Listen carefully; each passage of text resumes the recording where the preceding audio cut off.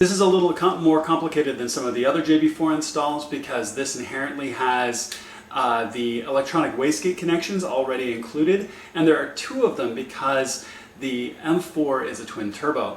Now, I've read in some places and seen some of the other information where people don't use the wastegate connections. They either tuck them away, don't plug them in. And on a couple of occasions, I've actually even seen people say just cut them off.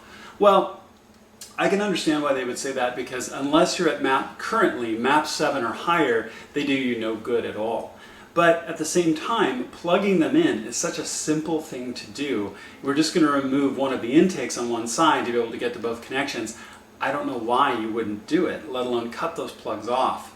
So I'm going to show, in this case, I'm going to show the install plugging both of the electronic wastegates in because I see it as the right thing to do. And plus it'll set you up potentially for the future as you build through the improvements you make to your car. All right.